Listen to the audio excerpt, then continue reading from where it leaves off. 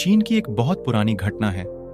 एक बार एक आदमी ने तय किया कि उसे इस जीवन के हर मोह माया को त्याग देना है और एक सन्यासी बनना है।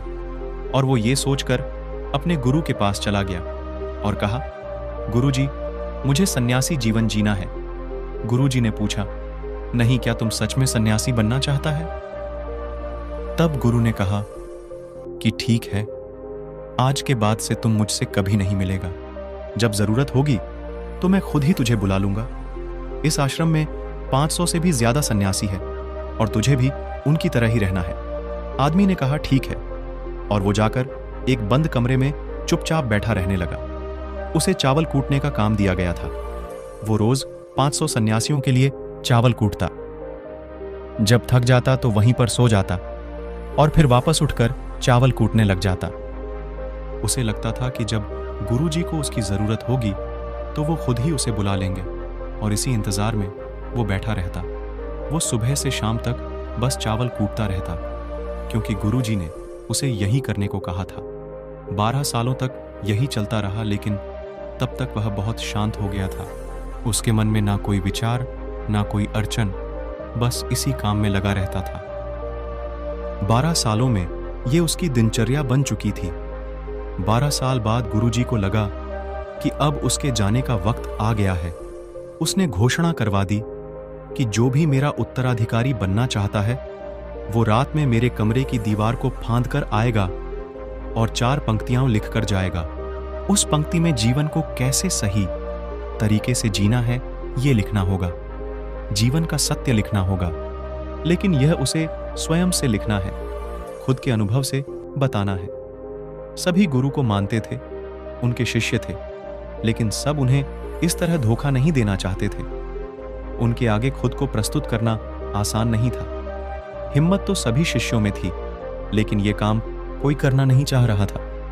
उन्हीं में से एक विद्वान शिष्य ने यह कर दिखाया। उसने दीवार फांदकर कमरे की दीवार पर 4 पंक्ति लिख दी, जिसमें लिखा था, सबसे पहले मन एक दर्पण की तरह है, दूसरी जिसमें धूल जम जाती है, तीसरी उस धूल को साफ कर दो, और चौथी सत्य अनुभव में आ जाता है और सत्य मिल जाता है। सुबह गुरुजी उठे तो उन्होंने देखा और बोला कि यह किस मूर्ख ने मेरी दीवार खराब कर दी, उसे पकड़ कर ले कराओ। लेकिन वो विद्वान ये लिखकर रात में ही भाग गया था, क्योंकि ये विचार उसके अपने नहीं थे।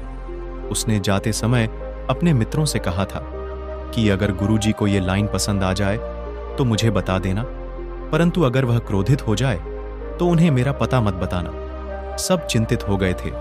सभी लोग यह मानते थे कि इतने सुंदर शब्द तो है, मानिक दर्पण की तरह है, इसमें शब्दों और विचारों की धूल जम जाती है, वही उसे साफ कर दें तो सत्य का प्रतिबिंब दिखने लग जाता है। इसमें कहाँ कुछ गलत है? गुरुजी कुछ ज्यादा ही सख्त हैं।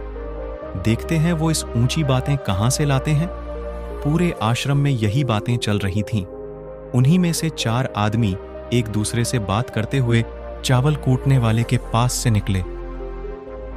उनकी बातें सुनकर वो हंसने लगा। उन चारों ने यह देखकर उससे पूछा कि इसमें हंसने की क्या बात है भाई? तब वो बोला कि सही तो कह रहे हैं गुरुजी, किस ना समझ ने ये लिखा है। यह सुनकर वो चारों भड़क गए और बोले, तुम क्या जानो? इसका मतलब इतने सालों से बस चावल ही तो कूट रहे हो, तुम्हें शास्त्रों के ज्ञान के बारे में क्या पता? अगर ये लाइन गलत है तो तुम इससे अच्छा कुछ बताओ। वो आदमी बोला, ठीक है, मैं तुम्हें बता दूंगा, लेकिन मैं इतने सालों में चावल कूटते कूटते लिखना भूल गया हूं। किसी को लिखना पड़ेगा। और हां, ये जान लो, मुझे उत्तराधिकारी बनने का कोई शौक नहीं है। अगर मुझे ये उपाधि मिलती है तो मैं तो अभी अपने कान पकड़ता हूं और अपने विचार किसी को नहीं बताऊंगा।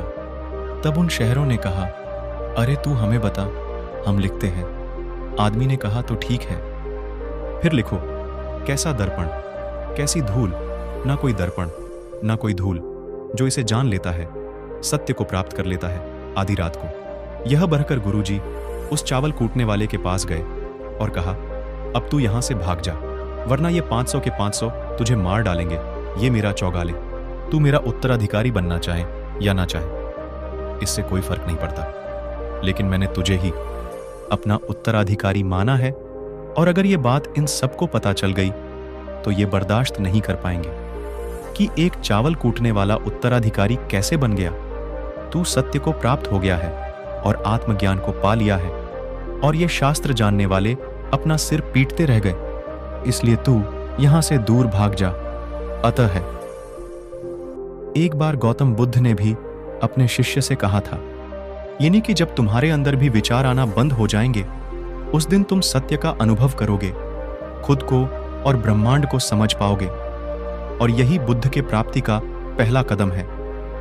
मन को शांत करने का पहला तरीका जो बौद्ध ग्रंथों में बताया गया है वो है खुद के विचारों पर काम करना।